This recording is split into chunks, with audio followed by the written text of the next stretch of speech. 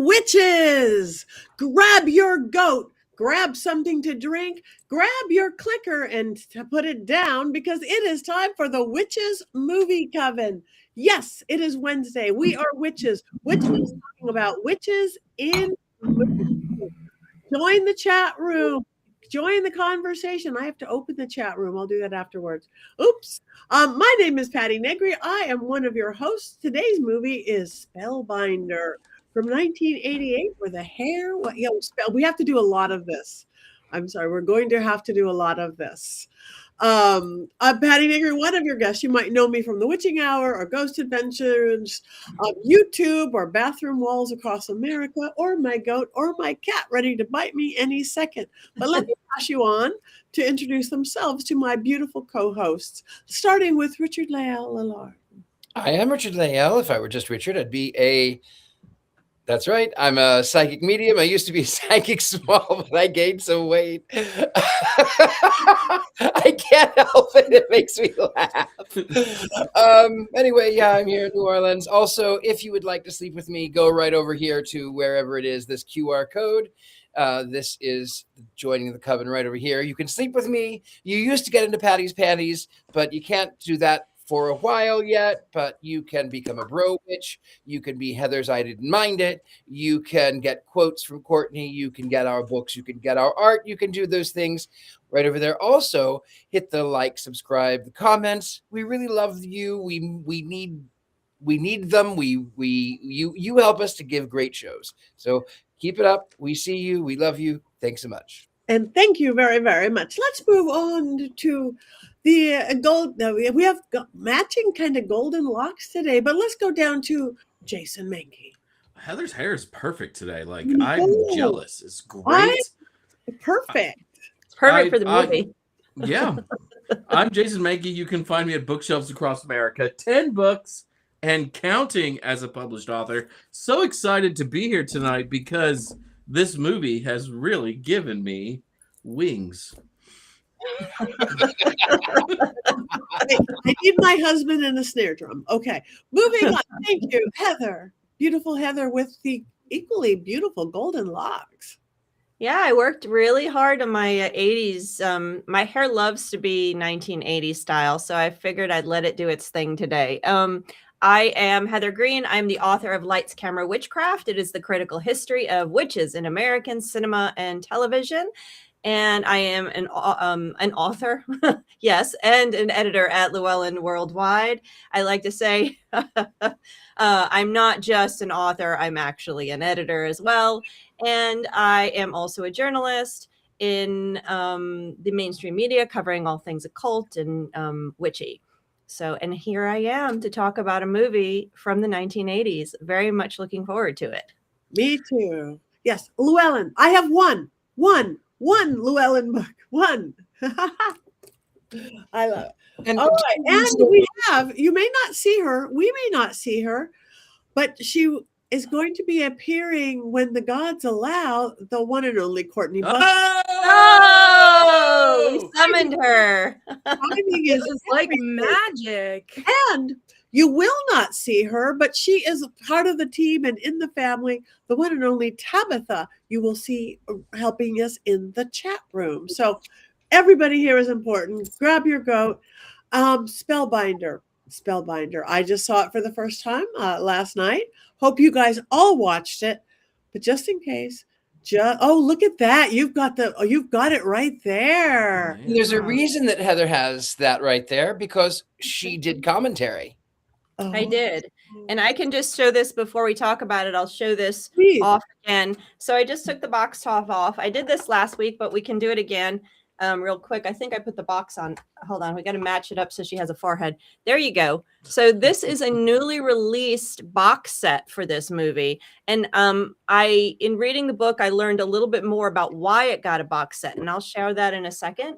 But in the box set, you not only get the movie right here, with several special features, one of which is an interview with me talking about witchploitation and horror and witchcraft films specifically during this period and the 70s. You also get a copy of the shooting script. And when I opened it up, I was pretty because it also has It also has pictures and all kinds of maps and all the stuff they use to create the movie. And it also comes with a little book explaining the movie, and I got to read it, and that kind of clued me in on why they gave this box set. So I will share that in a little bit. I can't wait. Thank you for that. I'm excited because I kind of died mid last week, so I was not here. But just for everybody who hasn't seen it yet or got the box set, Richard-Lael, do you have an unbiased synopsis of this lovely film? I do have an unbiased synopsis. And like you, I watched this film for the first time and the last time yesterday.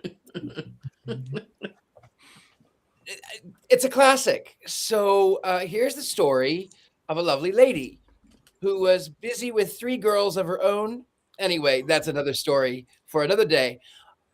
So these 2 1980s douche bros are coming out of the gym, and they see a girl who is in distress, the damsel in distress. Apparently, it is a lover's quarrel, and the aggressor has told this girl after he slapped her, and he's told her that she needed to come with him. And of course, being the douche bros that they are, I mean, that was kind of noble. But they stood up to the guy, and they forced him off. And meanwhile, now this girl doesn't have a place to go, so obviously she goes with the Steven Weber, the Wings fella, and she drives the little MG.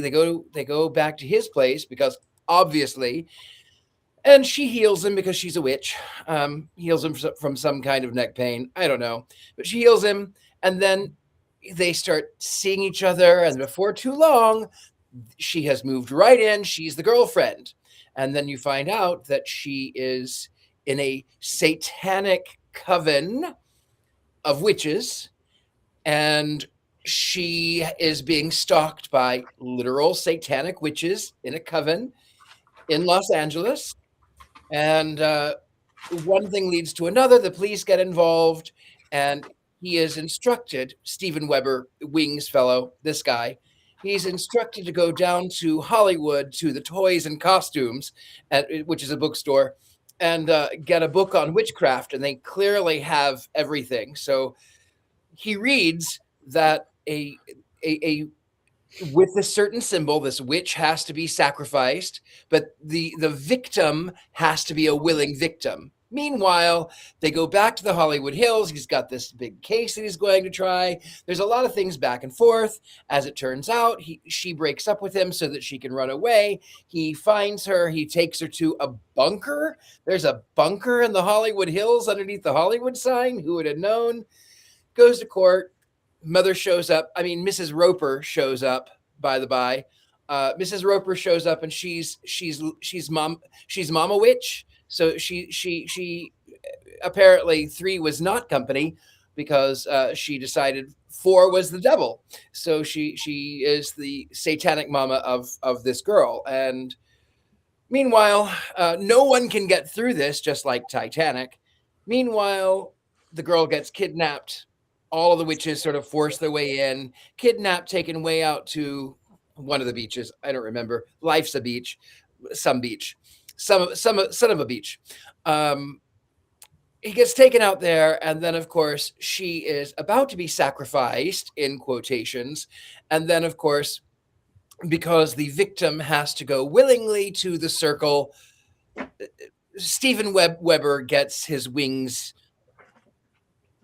nicked, and he ends up by being unalived by this girl, her coven, and his douche bro best friend. And then, of course, you find out that they have been doing this for, I don't know, days, weeks, months, years, whatever it may be. They've been doing it over and over and over, the ultimate betrayal. And then, of course, you find at the end that life is reset. Douche bro, who worked in the law firm, is now friends with another person. There's another domestic fight. And, of course, the witch who would not renounce her faith in Satan is the girl in trouble. And that's the end of the credits. That's it. Thank you. Thank you. Now that we know the plot line of the film in detail, maybe there's a little more. Heather, do you have 5 more things perhaps that we can know about this film? Sure. Let me give you some background, and let me get this as interfering. So I'm going to start with the basics. Again, as always, 1988 film. It was released.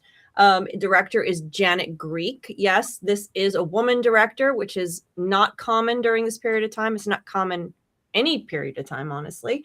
Written originally by a woman named Tracy Torme, but then Janet took it over and revamped the script almost entirely, and we have what we have today.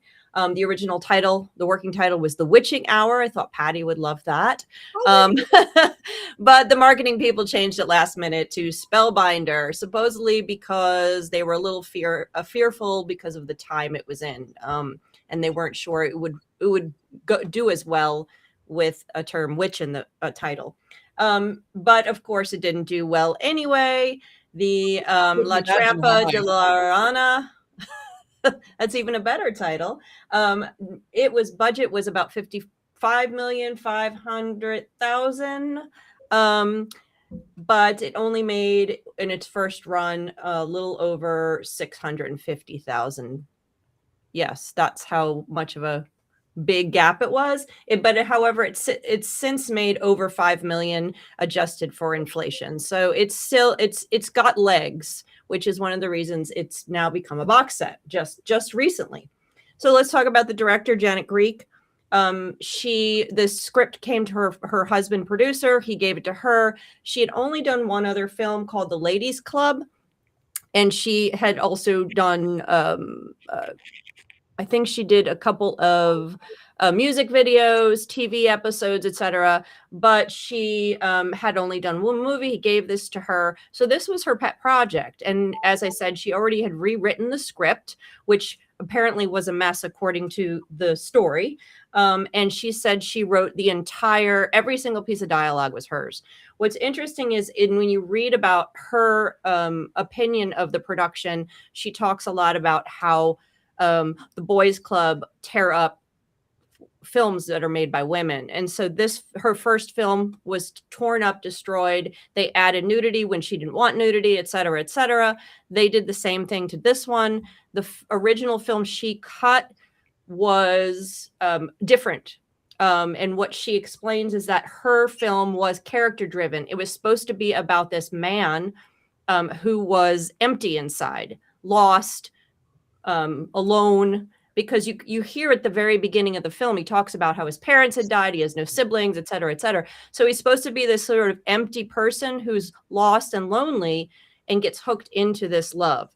What it turns into is a plot driven. They changed it, they cut it, they diced it up, moved things around, and had her put things in she didn't want, that she filmed and didn't want, etc. And you wind up with the film today. And the whole part of the story about this being a way to save him, a part about himself, you lose that part of the character that she was trying to build.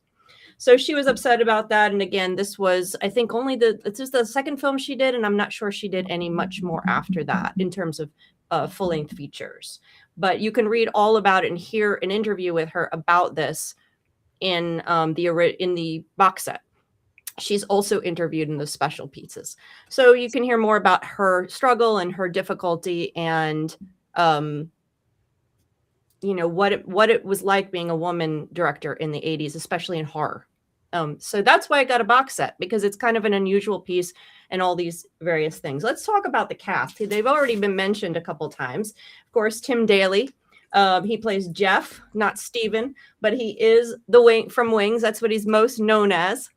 He was also on a number of other things, Private Practice, Sopranos. He's the voice of Superman in the animated series. I thought Jason might like that. Yeah. And this was his fourth film. His first film I thought was interesting was Diner. I didn't realize that. But this was his fourth film. This was really before he was more well-known. Kelly Preston, of course. She was Miranda. She's known for a lot of things. She was in a ton of stuff. Jerry Maguire is one that she's known to. She was married to John Travolta. They had 3 children. She was in Christine, which I have to go back and look at. I love this movie. And she was also in Love at Stake, one that we reviewed here. She was Sarah Lee in that show, in that movie. This was her 11th film by this point. Unfortunately, sadly, she died of cancer in 2020. So, what is remembered lives. We have her in this film. Rick Rossovich, you might know him from Top Gun, Terminator. He's a face that's very recognizable. He played Derek, the bro. What did you call him? The bro? Douche bro. Douche bro. He was the douche bro. He also was in a lot of TV shows, ER, Pacific Blue. And then in the 70s, I didn't realize that he had been on Fantasy Island and Eight is Enough, if you remember that show. And of course, BJ and the Bear. I love to say BJ and the Bear, so I always got to bring it up. There is a witch episode of that. One day we're going to look at it. And then, of course, Audra Lindley. She is best known for who? Mrs. Roper. So, and the funny part about Mrs. Roper, and this is just an aside, is every year at Dragon Con, there's a Mrs. Roper thing that goes on. Tons of people dress up as Mrs. Roper and they all take their picture together. I'm talking about hundreds. You got to go look up the Mrs. Ropers at Dragon Con pictures.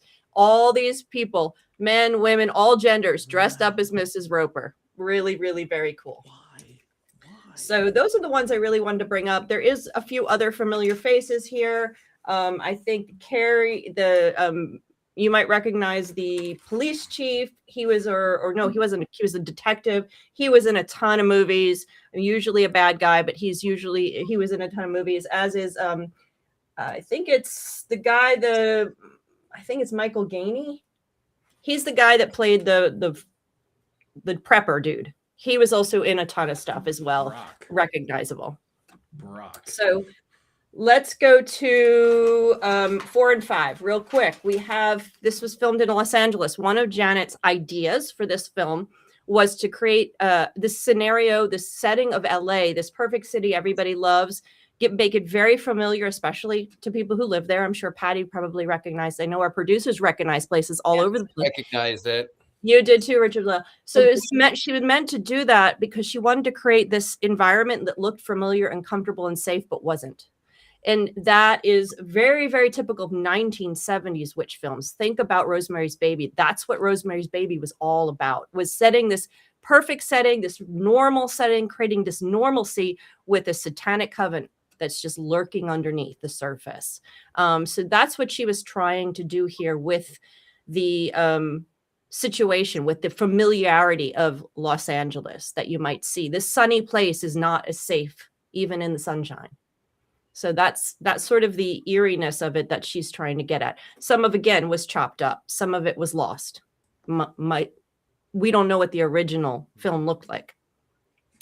So I thought that was interesting. And I don't know if Patti and Richard-Lael and you guys want to talk about various places later that were familiar, but I would not have recognized any of them clearly. The last thing I want to talk about is Satanic Panic. It was released in 1988. This is the very beginning of when Hollywood started to pick up on the Satanic Panic and started to really show it.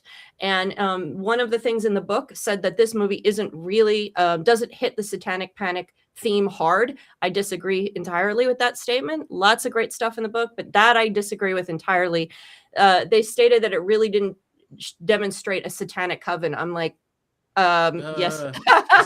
I'll have to disagree. I have to disagree with that. From my studies and from just watching the film tonight, again, just going through it, all the pieces are there. It's very much a satanic panic film. The story that she gives about how she was born into this family and they were trying to convert her, that's very Michelle Remembers, which is one of the things that launched the Satanic Panic. Very much a part of that. You have all of the fake symbols, you have them talk about Satan, and but what makes this different was kind of interesting. So most of the movies that were done at this point were usually the Satanists or the evil were women. If there was a coven at all, it was one or two women. Think about Hocus Pocus. In all the movies, it's usually about a woman, couple women, 3 women, or maybe even a little bigger coven, all women that are destroying either a family or a man. That's usually what you see in the 80s. And usually the women are very, very sexy. So here you have that part of it. You have that erotic thriller part of it that are very normal for a lot of these films, like Black Magic Woman or Black Magic, Love at Stake as a comedy version of that. You have that all here. That's very much part of the 80s satanic panic witch movies. But what you have here that's not common is the coven. And that's not the coven with men and women at the beach. That whole part of it is very 70s. So she really pulled in something from the 70s, something that was a legacy. And then she added it to what was going on in the 80s, this kind of backlash against women and women's empowerment, which is what it allegorically really is. But you had both going on here, which is really, really interesting. And, you know, you get a combo. That's fine. That's what makes this movie different. That's all I have. Oh, and by the way, if you want to look at Black Magic Woman, it has Mark Hamill in it. Big surprise. He was in a witch movie. What was that? We have to do that movie then. Okay. I will put on Mark the list. Hamill. Black Magic Woman. Mm-hmm. Yes, we'll have to. Yep. And then we'll have to clear the rights with Santana because I'm going to be singing that in the whole show. Well, you know, it'll be a good show. That's all I have for you guys. That's enough for now. Thank you. Thank you. So- That's great. And I love that you're in the box set. That is good. Yay. That's It makes me awesome. want to get a box set, though I have nowhere to play it. I know. You got to have a DVD player. Yeah. I might be one. PS5, baby. Mhm. Mhm. Gotta have your Okay. PlayStation. Hold on. I'll just talk for a second while I can still talk. Spring has sprung. I couldn't figure out if the problem was bad acting, bad directing, or bad dialogue in the beginning, especially for me with the male interactions. It was so unconnected. They're playing the game and they're coming out. It's like that was the most troubled dialogue, and I honestly could not decide if it was the directing, the acting, or the dialogue. If anybody can jump in there, it's like go. Actually, you're talking specifically about the beginning, and that was the part that was completely trashed. They cut it up, they shortened it. There was this bigger, long part that really got you into the story with the character. That's where they cut. And they said in the book, if the beginning feels very weird and choppy and disjointed, it's because the MGM took that whole first part, just destroyed exactly what she was doing and kind of just condensed it and chopped it up. So that may be what you're reacting to. Yeah. Because at first I just went, oh, bad acting. Oh, then I went, oh, TV acting. But these aren't all TV people, and that isn't that difference anymore. But that set me off very bad in the beginning. I guess it worked into it later, but so that makes sense that that's just bad editing in addition to bad acting, bad directing, bad dialogue. Yeah. Courtney, you're very quiet today. Well, today is the day of what can go wrong will. So I do have a confession to make. I didn't finish the movie. This was also my first time watching it. I know, but I did take notes. And so I would love to share with you my real-time thoughts as I watched the part of the movie that I did watch, if that's all right. And then later I came up with questions that maybe you guys can help me answer because I didn't get to see the ending. So maybe someone can fill me in.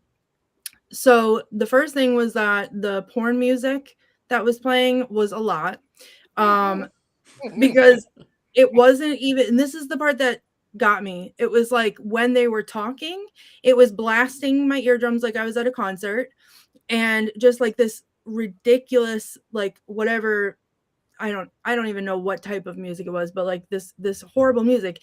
And then, but they're not even doing anything. They're just like talking to each other. And then they go slamming into the bedroom and their mouths are attached to each other. There's a lot of heavy breathing, but there's silence. So all I have to hear for like 5 straight minutes is the heavy breathing and the moaning of whatever else is happening. Then as I was writing this down, it was still going on. And then I was like, I hear a belt buckle. Oh, okay. I still hear heavy breathing. And then I wrote, why have I had to listen to heavy breathing for this long? Because it was still happening. And then I looked up and I said, oh, boobs and butts. Nice. But not enough boobs and butts. Not for the amount of of like that there was like I all can't. the build up. I was singing the song and I sang like one line and then it was done. Yeah. Yeah, as usual, there's never enough boobs and butts. But then I asked, this is not a question that I need answered because this was more rhetorical, but do they not need to breathe? Like with all the heavy breathing, they're doing a lot of like not coming up for air. So is that not something, you know, that they need to do? And then it flashed to it was like all the sex magic, great, good for them. But then it flashed to who I will refer to as the witch mafia boss, I think is who it was, because his hair was the magic of the movie in that one shot. It was not there because that's a different hairstyle. And I was curly. Yeah, I was confused if it was the same guy, but his hair was like Jason, I don't want to be offensive, but it was like more voluptuous than yours. And it shocked me. It was the 80s. It was the 80s. Right. But even for 80s hair. Yeah, even for 80s hair, though, it was just glorious. So that was in all capital letters. And then I immediately questioned, is this the witch mafia? And so I wrote that down. And then I have one of my quotes, which I will include, because then with his slicked back hair, he said, "No one ever leaves us." And then the other man's face immediately lit on fire. And my question was answered. This is, in fact, the witch mafia. And I became very excited about that. So I'm now rooting for the witch mafia. I don't care what's happening in the rest of the two people that can't like detach themselves from each other. I feel nothing for. I feel everything for the witch mafia, and I'm on their side. I wrote down, this is obviously very offensive to me. They don't ever stop sucking face, even when they're in front of people. Like they were standing 2 feet away from a woman having a conversation and then turned to each other and like made out in her face. And it's just like, get some decorum, people. Okay, I understand we're all very excited and there's some magic happening, but not enough boobs and butts pay out for this much making out. Then I have another quote, which I'll come back to later. Then came the answering machine demons. So he had like messages on his answering machine. Yeah. And it was like, "We're coming for you, Mr. Smith. You should have listened to us, Mr. Smith." And it was like very like succinct and to the point, like, get him, good. Like mafia, we don't have time to mess around, the witch mafia. We just send all of our army towards this man to like gaslight him into believing that whatever, he's in trouble, and then send in the answering machine demon. So, you know, we're coming for you, Mr. Smith. And then it's like rah, rah, rah, rah, rah, rah, rah. Very exciting. Then I wrote, ooh, the occult shop, because we can't not have an occult type shop in a movie like this, obviously. And then the best part is the answering machine demons became occult shop demons, because he was meandering through the bookshelves looking for, you know, the book that's gonna like, oh, like, and give him all the answers, and then they're like following around and whispering at him. So I became very excited about that, and that's as far as I got. So I do have some questions, if you guys can help me answer. Do they ever stop sucking face? Is there any point in time where they hate each other? Okay. Yes. Because it just was a lot. Like just like, I don't know, have a conversation, get to know each other a little bit, maybe, instead of mapping your face with your lips, is what I would think. Just at the beginning. Okay. So does the witch mafia win? Yes. Yes. Okay. I will be finishing this movie after we get off of here. How many hairstyles does the boss of the witch mafia have throughout the movie? Just the 2. Okay. Does the big hair come back? No. Is the big hair where he holds his magic? Probably. It's only in that one scene briefly. I mean, how does it not make it's its own character? How does it not make more of an appearance? I don't know. But anyway, those are my questions. I will be completing this movie. And I will, you know, it is an 80s movie. I almost didn't, you know, participate today because of that, but I tried to channel my inner sex goddess, demon, whatever. So, put on a costume. I don't know. I tried today. It's been a long day. It's been a very beautiful. Thanks. Beautiful. Yes, your hair looks beautiful. You look beautiful. I think you channeled it well. You know, I think Well, you really. You know what? I never do the theme because I know I don't have things to do the theme, but apparently I don't know. I had this. So there we go. Beautiful. And I have that demonic answering machine. I just want you guys to know. You still have an answering machine? I do. I have Wow. I still have 2 landlines, Whoa. 3 or 4 cell phones, and none of them work. But I do. It does get demonic,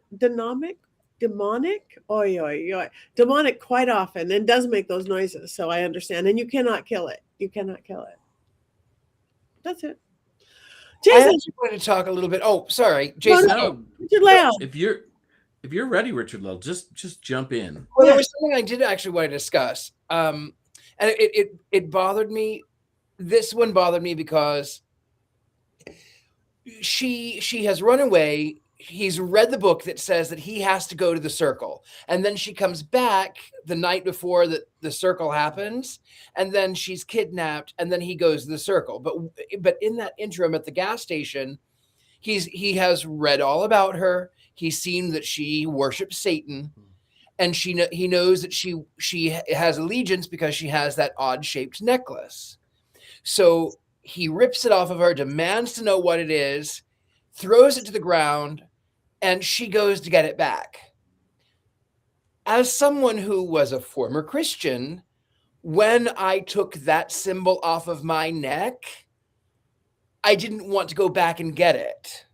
So how could Wings fellow how could he not know? Like, was this 80s douche nozzle completely self-absorbed and stupid? I mean, he's an attorney. Like, you know? I have to. There's a moment in the film where she says, and Courtney, spoiler alerts are coming because we're talking about the movie. And she says, like, the victim has to come willingly. And at that moment, I knew exactly how the film was going to end. It was very clear that this was a Wicker Man sort of ripoff. That the only difference was there was no bees, sadly. What about the bees? And that really disappointed me because I felt like the end was just so telegraphed. Like, but you knew 30 minutes before the movie was over exactly how it was going to end. But you didn't necessarily know who was the leader of the coven, and you also didn't know. I'm trying to be a little bit. No. Spoil it. Is the witch mafia boss not the leader of the coven of the witch mafia? No. His attorney friend is. The douche bro in the BMW. Spoilers. Yeah. That guy. The guy is in the 80s, and he drives a BMW. So he's clearly the bad guy. Have you, in any 80s movie, have you ever seen someone who was the good guy drive a silver BMW? That's a good. Good point. Like, how though with that hair is he not the boss? He has that hair for one instant, like the one never comes back. Volume. Doesn't matter. It made an impression. Number 2. Well, so what Jason was saying, you were saying about knowing the ending.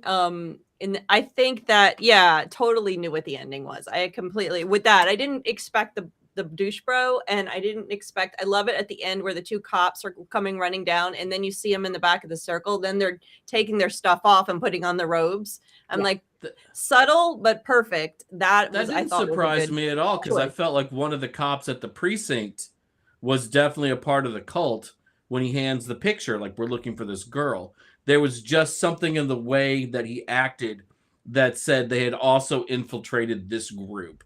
Though you're right, I was surprised that the douche bro was the leader, but also I didn't care because it didn't really change the film at all.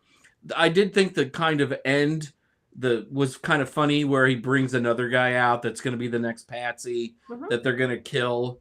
You know, that I thought was almost clever, but it was just way, way, way too obvious for anybody who watches horror and has seen The Wicker Man. You know, the only difference between this and The Wicker Man, there was no singing. Really, that is about the only difference.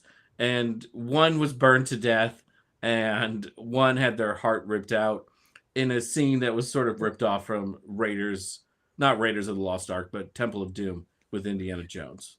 Well, I think that at this point in time, it may not have been as obvious. It's hard to always say because we've seen so many films since then. We get jaded and know, but I was mildly surprised by the ending when I saw it. But what I liked about it, which again is very different from 80s films, usually in these 80s films, the good guys wins. The cult mafia witches do not win in the 80s films.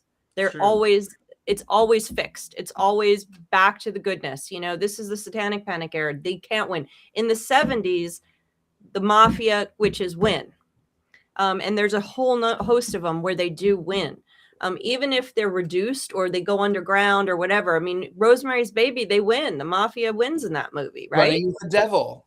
Yeah, exactly. There's a host of them. But in the 80s, they do not win. So it's kind of a unique situation. I was surprised that it went that far because of the type of film it is, because it's from the era it was in.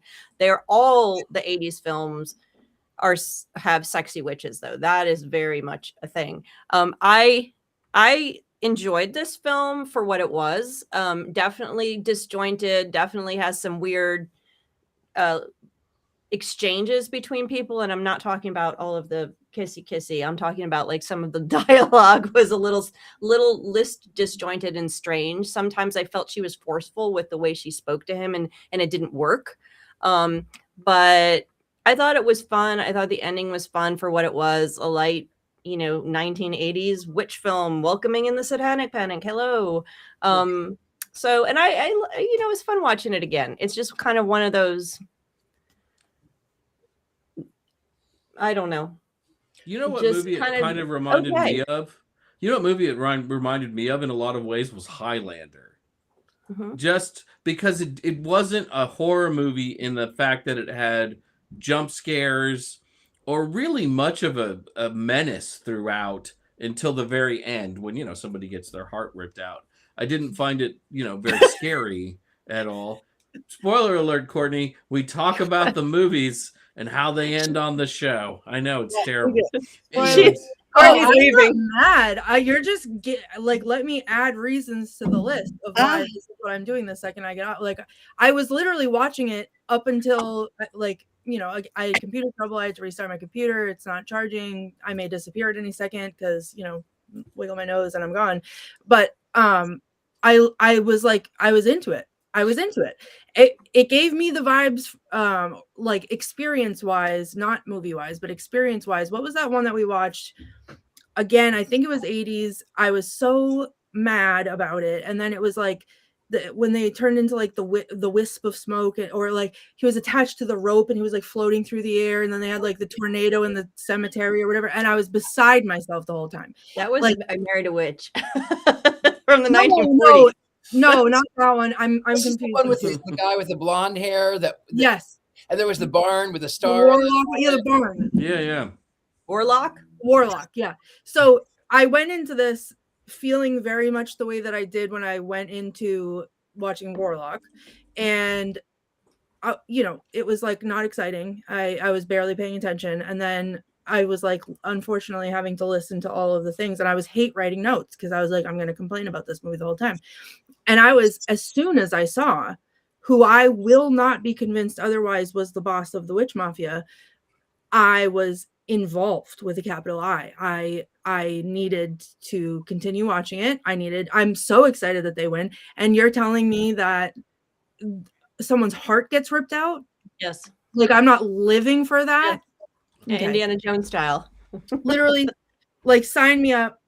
I'm not going to show it to you right now. I have a themed wand this week, and you are, and you're maybe not going to be surprised which way it's directed today, because it was great and I was excited. So I like the ending too. I like the ending. Of course, everyone in Los Angeles is a Satanist. All the police. Well, I mean, of course they are. And the thing, like the Bel Air house, all of a sudden you're in like the fanciest area of LA. Not even Beverly Hills. We're going Bel Air. We're going the Bel Air house, and that the couple, and I was like, oh God, this is funny. This is I really did get into that whole thing, and the daughter, and So that was fun. And all the coven members. And there were a lot more men, the men coven members than I thought, in all ages, and the older ones and the conservative ones. So I once I got past the bad acting, writing, directing, editing, I enjoyed it. Yeah. There were two things that I was really surprised by. There's the point where she says there are some good witches, and she pretends that she and her mother were originally good witches, right? Like she talks like, oh, the witches were the healers. But then there are some who are bad, which I thought was like one of the nicest things anybody said about witches in the 80s. And then when he's looking through the book, it does say men can also be witches. Yeah. And again, as Heather said, that's something that you really didn't see a whole lot in the 80s. And as a dude, but not a dude bro, just a bro witch, I was really happy to see that because it gave me a sense of belonging. Yay. You do belong, Jason. My favorite. Sometimes, depending on what movie They it's also said, oh, sorry. They also said at one point, which is very confusing, which is totally not from the 80s. It really doesn't hit until the 90s. And then later he says, they're not witches, they're Satanists.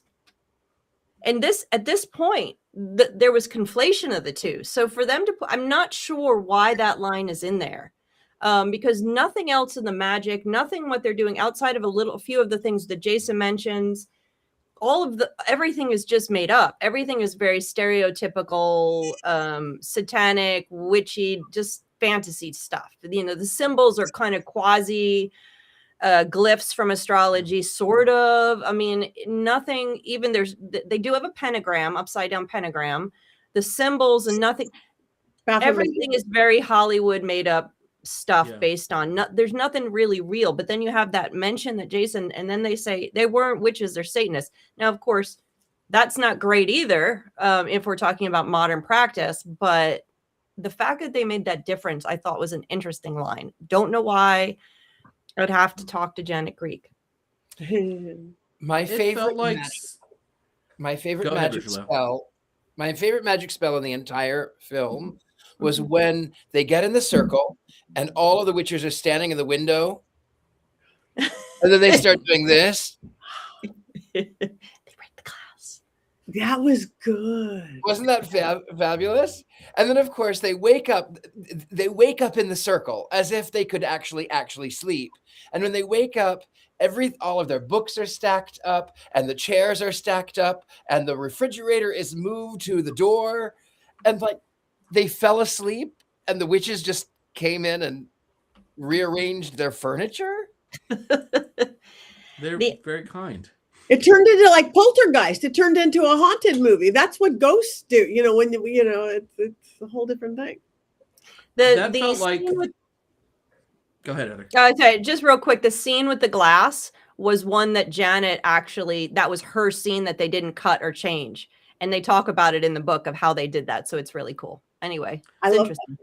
No, the whole circle I felt like the only time the magic made any sense or was familiar to me, because for the most part, like they had force powers, right? Like there's a witch and they use their powers of their mind to shatter the glass of a car. They lift the car in the air and then drop the car to the ground, and you see the tires explode and stuff. And then the most magical thing that happens in the entire movie, like 2 scenes later, you see the car completely repaired with no issues whatsoever, which I found extraordinary myself. You can't do that, Jason? No, I've tried. Tried. Keep trying. Thanks. I'll get there. Maybe it's something that bro witches can't do. I don't know. Yeah. Maybe. But I thought that was like really funny, and also sort of might have come from might have come from the sloppy editing of the film, right? Because it doesn't make any sense how fast the car is fixed. So who made that decision? If Janet was the director, the network, the network took over and told the editors what to do? Yeah, they took her edit And then they went ahead and looked at it, and then they spliced and diced. They did the same thing to her original film. That's one of her beefs with the industry, and how this happened specifically a lot to women film. It's like they wanted women, she says they wanted women to act as directors, but they didn't really want their product. They just wanted them there to do the filming, and then they were going to edit it. The bros of the industry were going to edit it according to how, like in the original film, her first film, she specifically said she didn't, when there was rape scenes, she did not want nudity. She wanted it to be subtle, suggestive, but no nudity. They added in all kinds of stuff, nudity and whatever, and totally ruined what she was trying to do with it. So that's what she talks about in the book. It's interesting. I thought with the car, Jason, that it was in his mind. It was the same way that, like, when he wakes up the first morning after they smash, and he goes into the other room, and then the guy with the hair. Yeah. I think it was supposed to be in his mind. That's how I read it. Yeah, that could be. Yeah. But I mean, it wasn't edited well enough for me to pick up on that, you know? Yeah. But I did, that might have been the only scary part in the whole movie for me, when he has the dream about the guy jumping out of his pantry and trying to murder him with his hair not looking as good as it could. Right. That was a jump scare. So that's good. Yeah, that was a little bit of a jump scare. Yeah. Do we have quotes on this, Courtney? Well, so I only have two. Okay. One I already said, which is how I knew that I was rooting for the man with the hair. He was like, very seriously, no one ever leaves us. And then the other guy's face lit on fire, which is just like any words that could make a man's face light on fire are words worth writing down and repeating. So I will keep that in mind. And the only other quote I wrote down, I had to stop and write this because just what a benchmark, what a temperature check. When I don't even know anyone's name, but the guy that was sucking face with her all day was like at work, and I don't know if she was the secretary or something like that, and she's trying to tell him like that something was wrong with his girlfriend, and she said very seriously, she was like, she took the turkey out of the oven with her bare hands and didn't get burned. Yes. This woman is trouble. Yeah. So from now on, if I want to be intimidating, I'm just going to hold the turkey and hope that does the trick. Yeah, none of us talked about her, the secretary. She was on to things. Like, she knew. Yeah. She knew. Yeah, and then she's murdered at the end. Like, I thought that was the funeral for Tim Daly's character. And then they pull the rug out from under you. So, you know, yay for a small surprise that doesn't matter in the end, at the end of the film, because she knew who the bad guys were, or at least had an inkling about it. She knew. Well, that's what the mafia does. You know, you're on to them. You talk a little too much. You point a little too many fingers. You know, bada bing, bada boom. Yeah, you're out. Thank you. All right, now Jason, do we have a Mankey movie moment on? Oh, the lights just went on. This is good. This is one of my favorite ones I've ever written, and many of you, and you guys might not like it. I don't know, but I love this. So I want to take you back to the mid 1980s. Calling me a young man then would have been a stretch. Instead, I think it's safe to say I was just a horny adolescent. And every year at 4-H camp, I tended to fall madly in love with a camp counselor. Those counselors were always 5 to 6 years older than me, perhaps even recent high school graduates getting ready for college. Not quite Mrs. Robinson, you know, but definitely Miss Robinson. Oh, dreams. And all of those young ladies during that period of time had big hair. To this day, anyone who has to use a gigantic bottle of Aquanet to keep their hair in place is like Jason Kryptonite. Back when I wasn't worried about the ozone, I was only worried about that big, beautiful hair. Seeing Kelly Preston in Spellbinder, all I could think about was Miss Shannon from 4-H camp and dancing with her to Mike Reno and Ann Wilson's Almost Paradise from the Footloose soundtrack. Was I able to look Shannon in the eyes while we danced? Absolutely not. but I was eye level with something else. Such good times. Good times. Seeing Kelly Preston in Spellbinder reminded me a lot of Miss Shannon. There was the long, beautiful, big hair, of course, but also the countless unanswered questions about Preston's Miranda Reed. In Spellbinder, Reed just exists. We never see her apartment or figure out where she gets money or clothes from or anything else. Does she even own a toothbrush? It's never answered. And Miss Shannon was like that. I didn't know what city she lived in or what school she went to or why her Guess jeans fit so incredibly well. All I know is that she never explicitly said, Jason, you have no chance with me. I'm dating Jeff down at the archery range. Oh my God. So you're telling me I have a chance? But perhaps Preston's Miranda Reed was an even stronger dose of kryptonite. There was the black dress she wears at the start of the movie, the perfect kind of dress for wearing to the Bon Jovi Cinderella concert, the place you know that you'll be the most beautiful enigma at. And Miranda didn't wait to fool around. Within 2 hours, there were boobs. Oh, boobs, how I love you. And then, just the next evening, there it was. True manhood. Miss Shannon, that could have been us. Even back during the 4-H camp days, I was interested in the occult. If Miss Shannon had introduced me to Wicca at camp, I might have reached the absolute pinnacle of infatuation.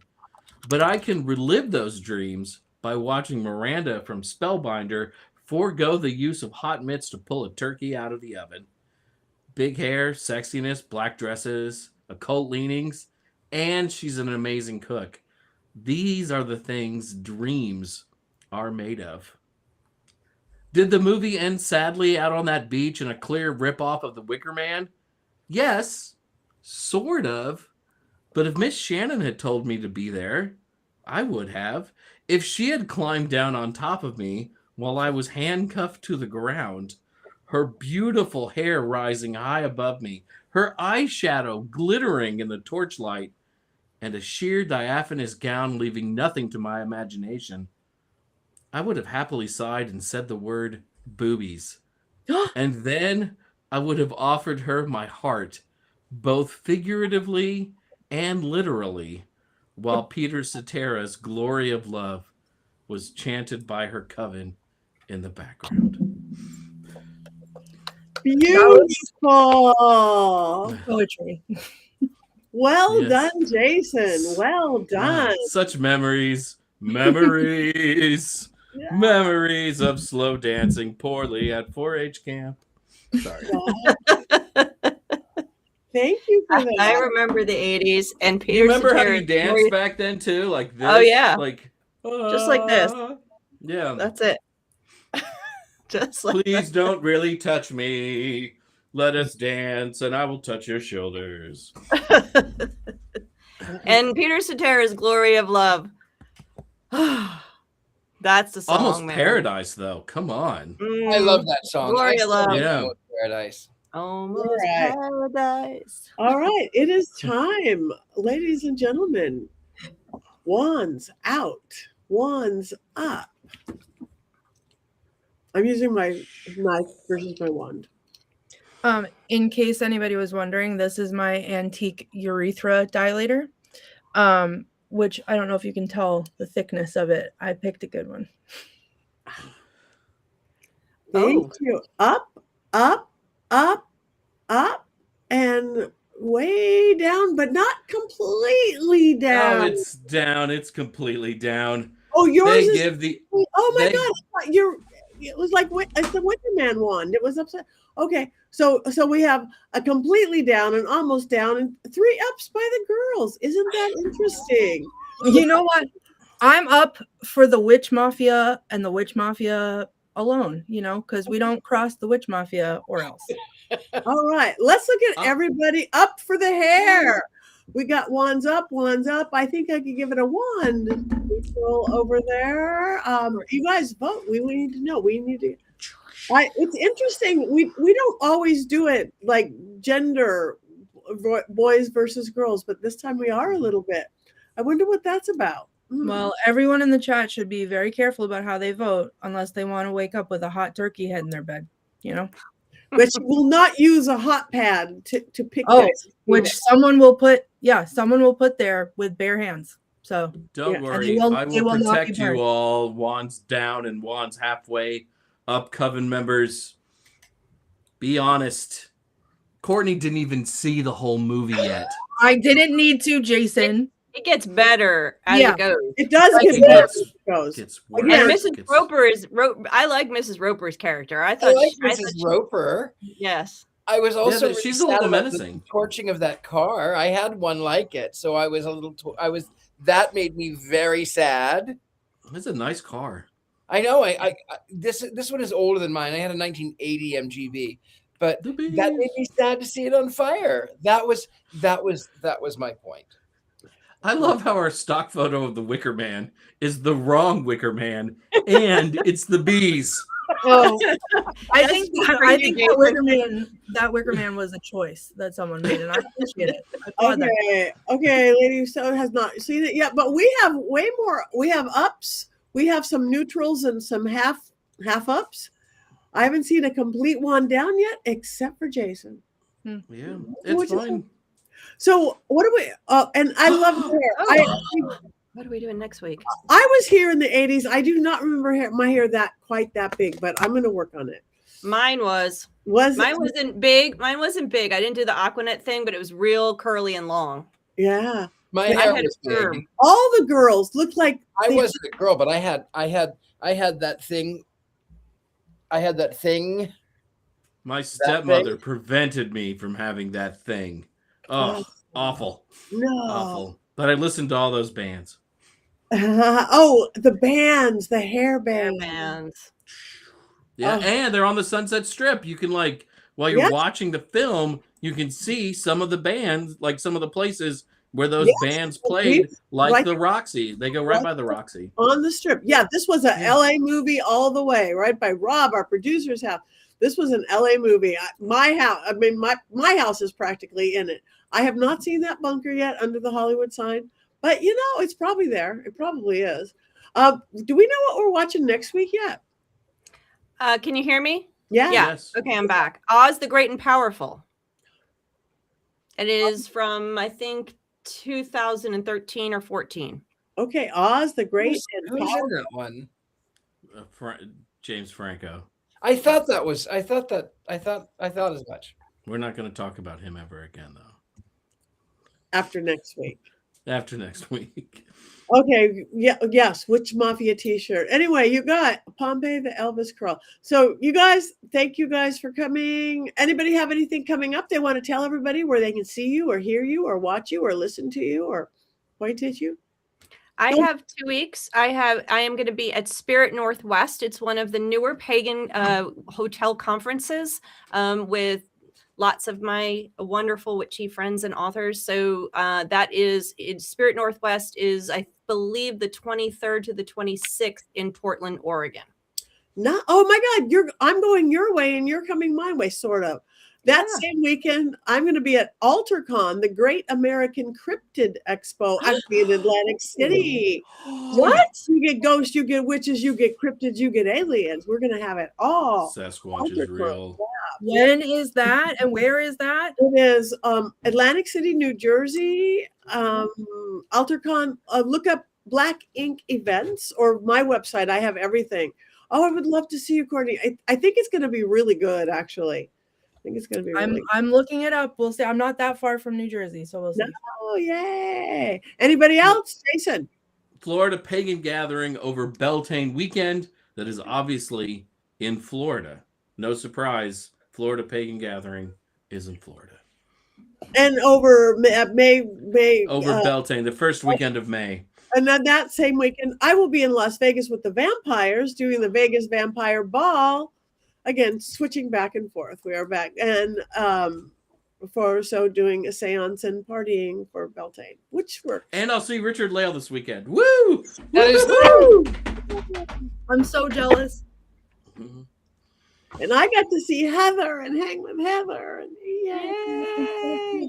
All right, you guys, tell your friends, like us, follow us. It's really important. Like the Witches Movie Coven, each of us individually on social media. Go to Mystery Control. Get yourself a Black Phillip, because how do you sleep at night if you don't have a Black Phillip? Really, you can't. You don't want to. Especially if a scary Satanist show up. You got to have Black Phillip. Or someone holding a turkey in their bare hands. This will be good. Yeah. All right, you guys, we have one more thing to do. We are late. It is time to go. 1, 2, 3. With hands.